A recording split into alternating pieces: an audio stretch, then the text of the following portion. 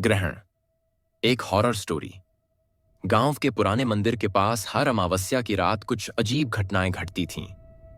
लोग कहते थे कि वहां एक श्रापित आत्मा भटक रही है जो अपने अपमान का बदला लेने के लिए किसी भी हद तक जा सकती है। ये बातें गांव वालों के लिए केवल कहानियां नहीं थीं, बल्कि एक कड़वा सच थीं। सुनंदा, जो गांव की सबसे बहादुर लड़की थी, इन कहानियों को महज अफवाह मानती थी।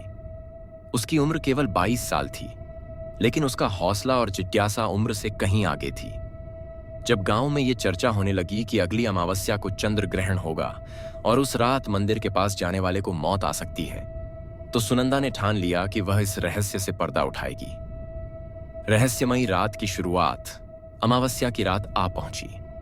आसमान में घने बादल छाए हुए थे।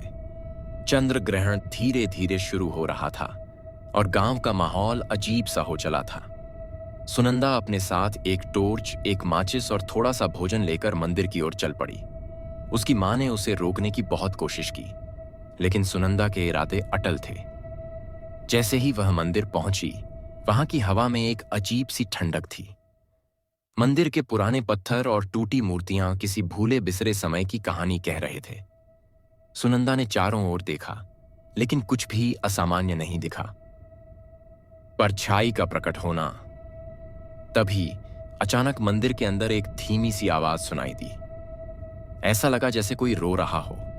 सुनंदा ने हिम्मत करके उस दिशा में कदम बढ़ाए।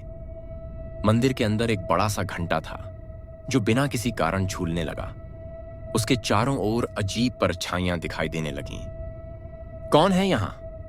सुनंदा ने ऊंची आवाज में पूछा, लेकिन जवाब में केवल सन्नाटा था। कुछ पल बाद एक महिला की आकृति उसकी आंखों के सामने उभरने लगी।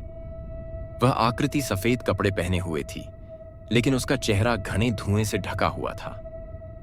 उसकी आंखें लाल और गुस्से से भरी हुई थीं।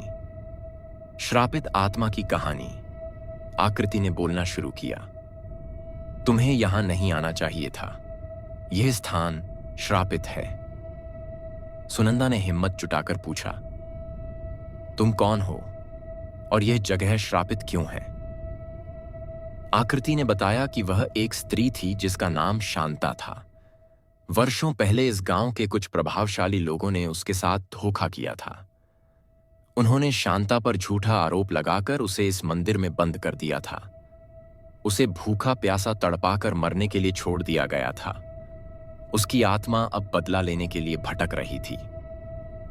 जब भी चंद्र ग्रहण और अमावस्या एक साथ आते हैं, मेरी शक्ति सबसे अधिक होती है। इस बार मैं उन सबकी संतानों से अपना बदला लूंगी, आत्मा ने गुस्से से कहा। भागने की कोशिश। सुनंदा को समझ आ गया कि यह आत्मा बहुत खतरनाक है। उसने तुरंत मंदिर से बाहर भागने की कोशिश की, लेकिन जैसे ही वह दरवाजे के पास पहुंची, दरवाजा अपने आप बंद हो गया। मंदिर के अंदर का माहौल और डरावना हो गया। अब उसे अपनी जान की चिंता होने लगी। सुनंदा ने अपनी टॉर्च जलाकर चारों ओर देखने की कोशिश की। तभी एक तेज झोंका आया और उसकी टॉर्च बुझ गई। मंदिर के अंदर अब घुप अंधेरा था। सुनंदा ने माचिस जलाने की कोशिश की, लेकिन हर बार उसकी लौ बुझ जाती। अंततः सामना। अचानक आत्मा फिर से प्रकट हुई और सुनंदा के करीब आ गई। तुम मेरे रास्ते में क्यों आई हो? आत्मा ने गुस्से से पूछा। सुनंदा ने हिम्मत करके कहा, मैं सच जानने आई थी, लेकिन तुम्हारे बदले से निर्दोष लोगों को नुकसान होगा। आत्मा जोर से चिल्लाई, जिससे पूरा मंदिर हिलने लगा। मुझे कोई नहीं रोक सकता। सुनंदा ने सोचा कि अगर वह आत्मा को उसकी मौत का कारण याद दिला सके तो शायद वह शांत हो जाए। उसने कहा, तुम्हारी मौत का बदला लेना सही है, लेकिन उन लोगों से जिनकी गलती थी। निर्दोषों को सजा देना तुम्हें शांति नहीं देगा। आत्मा कुछ पल के लिए शांत हो गई। उसने कहा, अगर तुम सच में मेरी मदद करना चाहती हो तो मेरे साथ इस मंदिर के तहखाने में चलो। वहां वह सबूत है जो मेरे साथ हुए अन्याय को साबित कर सकता है। सच्चाई का उजागर होना। सुनंदा ने हिम्मत करके आत्मा का कहा मान लिया। वह मंदिर के तहखाने में पहुंची, जहां उसे एक पुराना संदूक मिला। संदूक में शांता की डायरी थी।